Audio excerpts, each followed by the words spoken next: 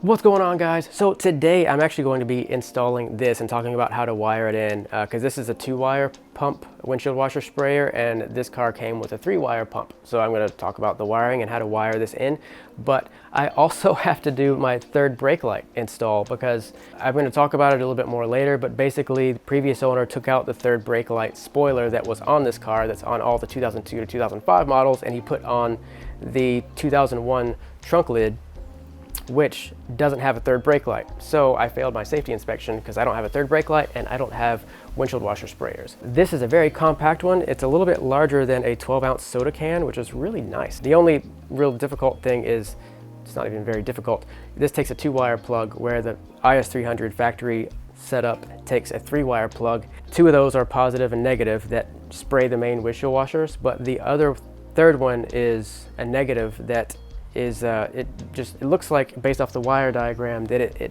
mists the windshield. I've never used the windshield washer sprayers on this car because for as long as I've had it, it's never had windshield washer sprayers. So I don't know what the misting option does, but based off the wire diagram, it looks like it works with the motor and the motor turns on the mist. Those are 2 things that are going to be installed. I will be doing this first. And if you're watching it because you want to see the third brake light wiring, then check out the progress bar below and you can just jump to that section of the video where I talk about the wire colors and how to get to that little wire harness section that goes in the trunk, and what I'm doing to run the wires to the third brake light that's going to be on the interior. I've already put this in place just to look at it and see how it looks, and it looks like it belongs without even mounting anything.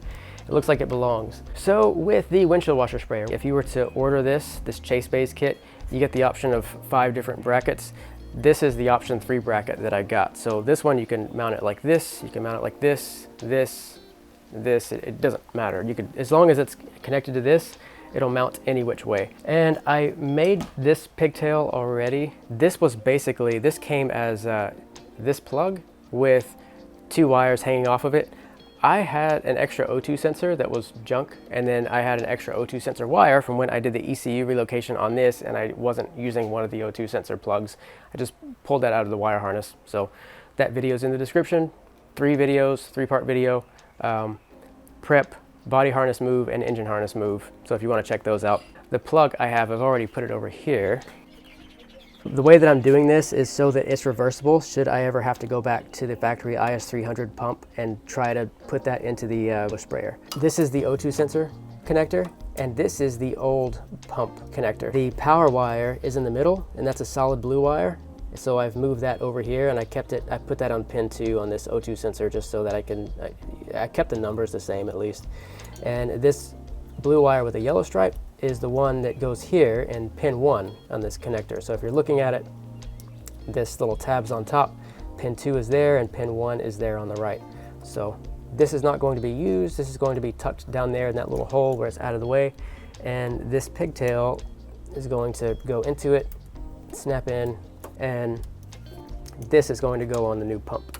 The new pump is going to be mounted here. So since I've already done this ECU relocation, this goes on there. There's a little 10mm stud that's down here that's just goes straight into the frame. That was part of the ECU box mount that used to sit here. This is going to go right there. So it's a kind of a nice out of the way install. It's only going to sit about this high like that, so it's just level with the top of the radiator, so it's not going to bump the hood. And my little pigtail, whenever this is tucked down in there, it's just going to come out here. So in the future, when I have my front-facing intake manifold that's put on, it's a Supra intake manifold because I have the Aristo GTE head. If you want to see everything that I'm doing to this engine, you can actually check out my little introduction video that I made that's kind of long, but I go over everything that I've bought already with the forged pistons and rods, the injectors, the fuel rail, the Aristo head, individual coils, all that stuff. With all of that, I have my Supra intake manifold that is front facing, so it's going to be coming here, and it's got a Greddy plenum that's welded onto the factory Toyota Supra runners. So that Greddy plenum puts the throttle body down about right here, which means my regular washer fluid sprayer would be right here and would be in the way if I were to buy another one or get one from a junkyard. So this one is going to be right here, mounted just like that. So whenever the intercooler piping goes down, it's actually going to go down right in there. So it's going to be a nice little setup. So I'm going to set up my tripod and just time-lapse the install on this because I've already talked about it, so you kind of know what I'm going to do. Play some fancy music, and yeah, and then show it all working. I actually had to run new hose because the hose was taken out also, all the way from the little sprayers that are in the hood. So I just ordered some hose, ran that. So I'll have extra for whenever I want to run my intercooler sprayers to the intercooler.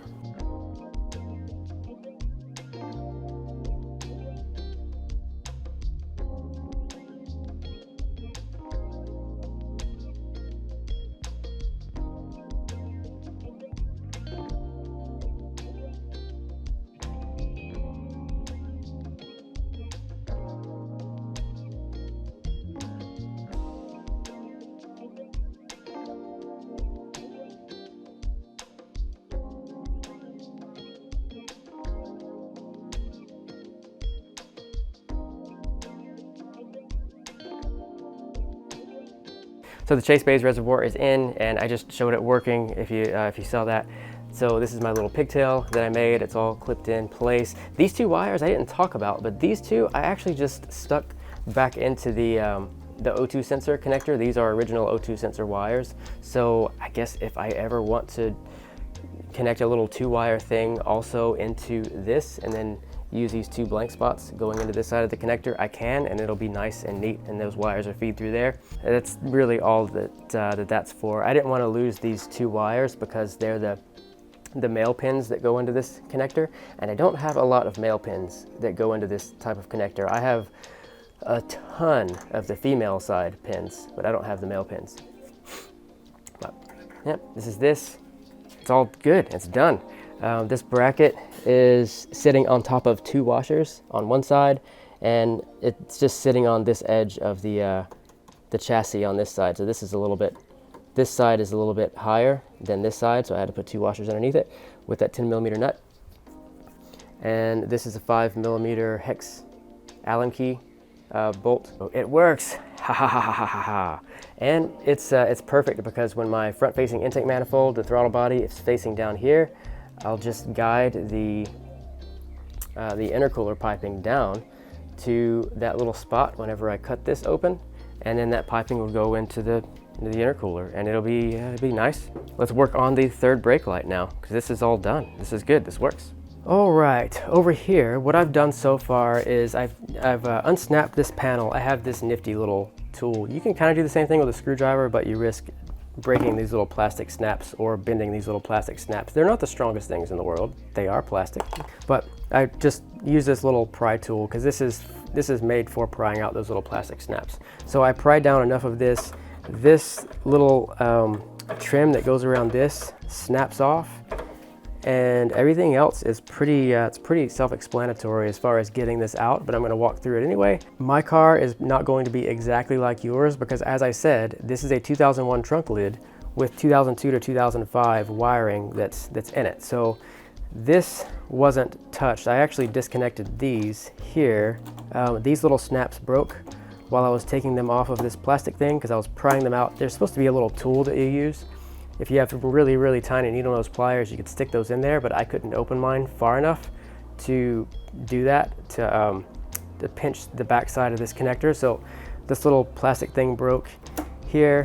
This is just a zip tie, so to save that, I kind of pried up the little flap on that so that I could push this out of the bottom without cutting anything, and I did the same thing to this one up here. So this separates, this slides out of everywhere in all these little things that it is. So this section is already ready, right? So like these are pried off and broken, and then there's one final one that's down here on the 2002 to 2005. I don't know what the 2001 is like. This is almost ready to be fished out, except all I have to do is I just have to stick my finger up here, move this little tab, and unsnap that goes to this guy. And that's this light here. I have to disconnect this, which I think it goes to the light, one of the license plate lights. And this one I think goes to the other license plate light. That I'm not too sure, but those have to be disconnected. This has to disconnect from this little trunk release motor. So So that comes out. This unsnaps the same way. I'm gonna do it with two hands in a second. And this, right. And then I also have these little things, these little wedge things, and you basically just like, you can use pliers or you can do what I'm doing and just squeeze it with your fingers.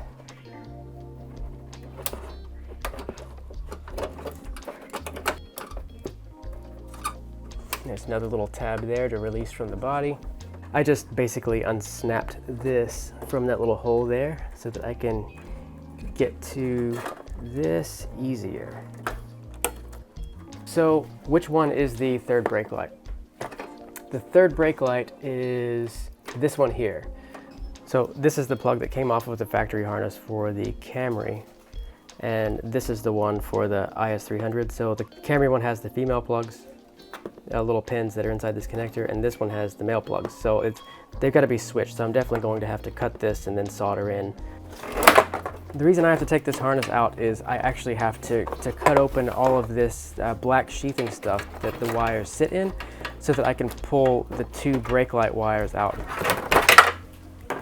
Right, so I got the harness out. These little snap things, I've got to take these off. I'll just pry up the little flap that's right there. Just pry it up with some little tiny probe tool or a small flathead screwdriver. You just kind of pry that up and then you can push this backside through. So these can be reused. So once I do that, I can pull this connector out. So this is the one, it's the green wire with the yellow stripe. And that green wire with the yellow stripe is the positive, and then the white wire with the black stripe, that's the negative or the ground, which is the same for all of the body ground for the IS300 and pretty much every Toyota that you're going to work on. I'm gonna slice this open, so I'm gonna set up my tripod and slice this open, pull the wires out.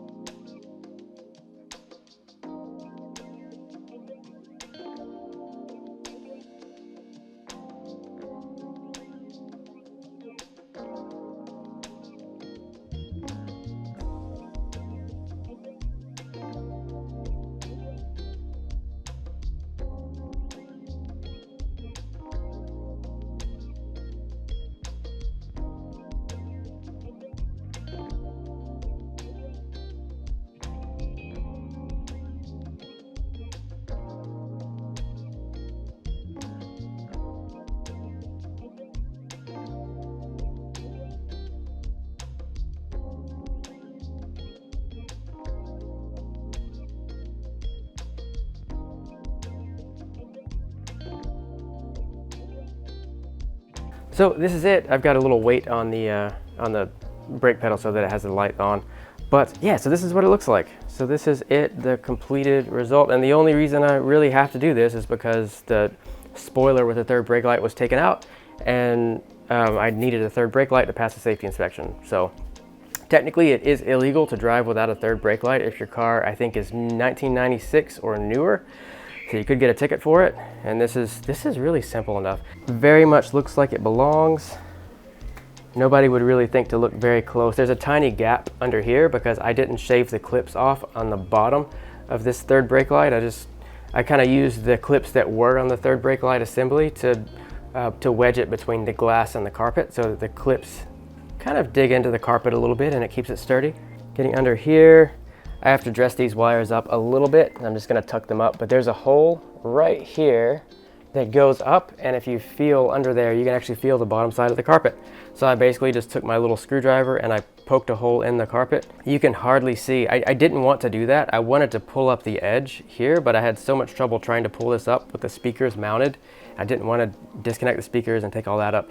So I just basically poked a hole into it instead of having an exposed wire that goes at the base of the windshield up. So it looks a little bit better, but I do have a hole in this back carpet now. This wire, I'm probably gonna dress it up with zip ties somehow up here. I just have to figure out how to, I'm gonna put it in some of my little wire sheath stuff that I have left over from the engine harness whenever I did my wire harness extension on this car, and I sacrificed the Tacoma harness and the RAV4 harness, so I have a lot of extra wire mold stuff, this kind of thing. That's it. This was kind of an abnormal video. It was more of me showing what I had to do to the car because I'm trying to put up a video a week, and this is something that I had to do to the car to get my safety inspection. I added the bit about the third brake light assembly and putting that in just to do it really, but this video was primarily about the windshield washer sprayer and putting that back in, but also putting in one that will work with an aftermarket setup.